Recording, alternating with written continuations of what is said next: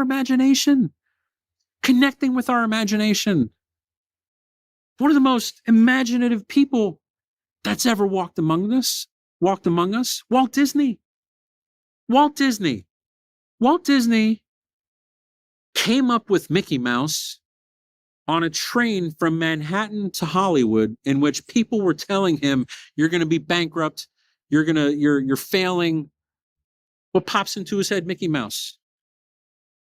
Read a quote later that talked about when he was a child and he was living in a garage, he would have mice running across his like table, and he would draw the mice.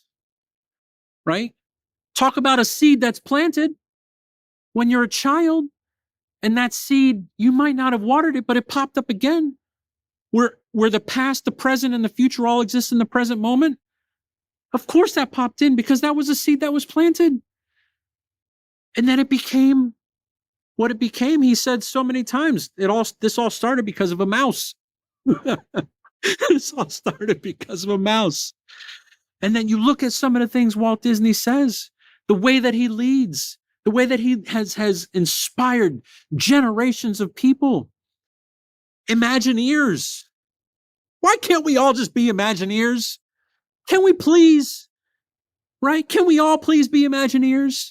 Mark Rober, incredible YouTube sensation, bringing engineering back to the forefront of children and helping inspire young minds to look at things in a way that's practical. I just watched an episode that a colleague and friend of mine, Julia, sent me. Thank you, Julia. Where it was 20 minutes, and they talked about this incredible organization called Zipline, and they're doing these drones, and they're doing these autonomous delivering packages, and all the stuff we saw on Amazon Super Bowl commercial like years ago that hasn't happened yet, right? So like they're working on that stuff. But one of the first things they did was they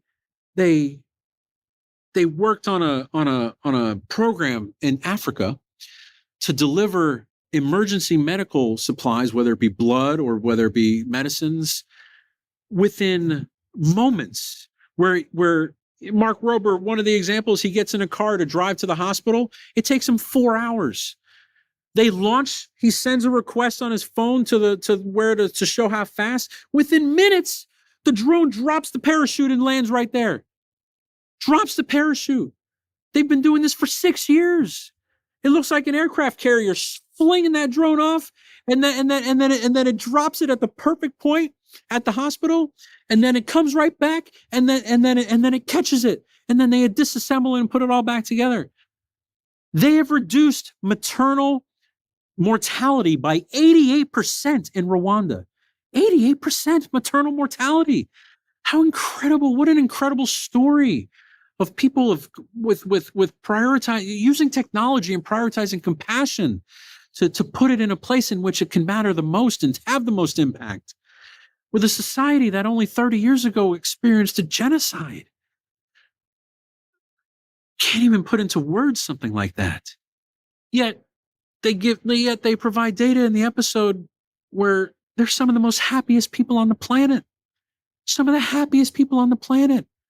Once a week, or once a month, or once every other week, the entire community does something for the neighborhood, does something for the community. They all come together. We don't need to go through struggle. It's a way that it happens, but what if we chose to do those things without having to be in that circumstance of pain, right? What an incredibly terrible thing for a country and a people to go through. And then to now be some of the happiest people 30 years later, and one of the happiest societies on the planet in Rwanda.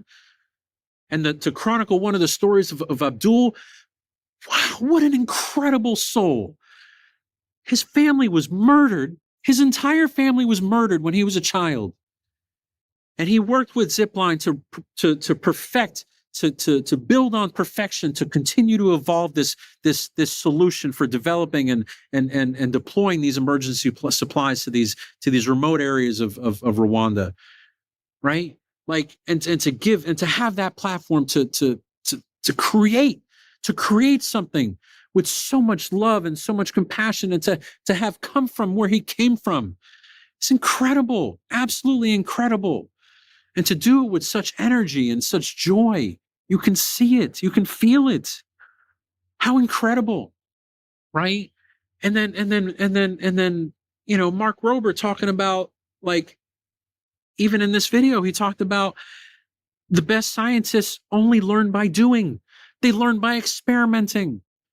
So what if we took that same logic and applied it to our own lives, to not engineer a thing which has, of course, could have value and could have, great elements of kind of joy for putting something into. But what if, instead of trying to engineer something for just a moment, we engineer our life and we apply that same principle, of trying things, apply that same principle of experimenting, giving ourselves a chance to be, giving ourselves a chance to connect with nature, giving ourselves a chance to try things and to choose things that we might not have ever chose, right? And the trust that, and then not have an expectation of something might be too good to be true.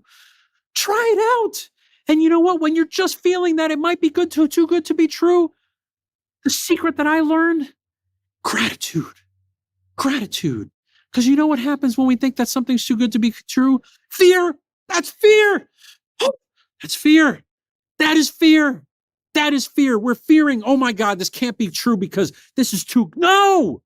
What if we just said, oh my God, thank you so much. Or just thank you so much for this opportunity. Thank you so much for these achievements. Thank you so much for me to be able to have made the choices to get to where I am now. Thank you. And not having fear, eliminating fear. Bye, fear. Get out of here. I don't need you. We attract what we fear, and we attract what we love. Some people call that the law of attraction, but it's just plain true if we're honest with ourselves. Just plain true if we look at our lives and we reflect on the experiences that we've had.